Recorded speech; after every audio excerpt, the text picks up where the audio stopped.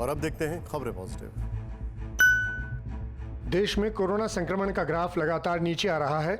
बीते 24 घंटे में 2,59,000 मरीजों की रिपोर्ट पॉजिटिव आई है, जबकि 3,57,000 मरीज ठीक हुए हैं। इस तरह एक्टिव केस यानी इलाज करा रहे मरीजों की संख्या में 1,02,000 की कमी आई है।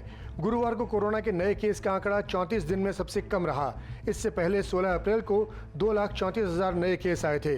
सबसे बड़ी राहत की बात यह है कि 8 दिन से नए केस के मुकाबले ठीक होने वाले मरीजों का आंकड़ा ज्यादा बना हुआ है। देश में पिछले 12 दिनों में 7,19,000 एक्टिव केस कम हुए हैं।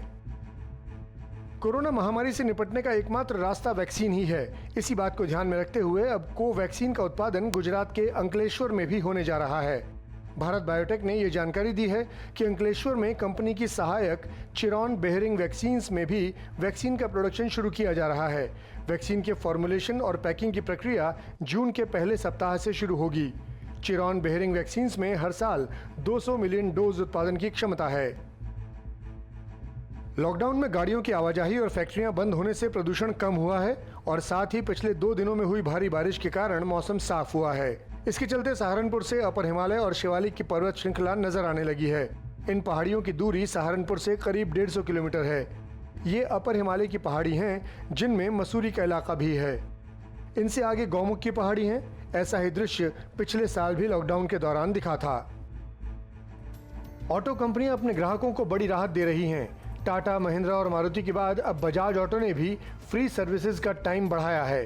कंपनी ने अपने सभी मॉडल्स के लिए फ्री सर्विस को 31 जुलाई तक बढ़ा दिया है। पहले ये 1 अप्रैल से 31 मई तक ही था, लेकिन कोरोना के कारण लॉकडाउन और यात्रा प्रतिबंधों के बाद इस अवधि को बढ़ा दिया गया। फ्री सर्विस सभी 2 व्हीलर्स और कमर्शियल वाहनों के लिए है।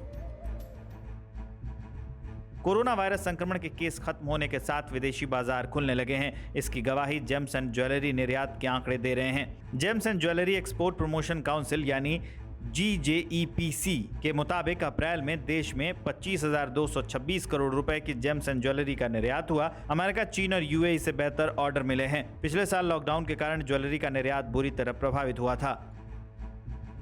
न्यूज टॉप 9 रोज सुबह 7 बजे और शाम 7 बजे सिर्फ TV9 भारतवर्ष पर।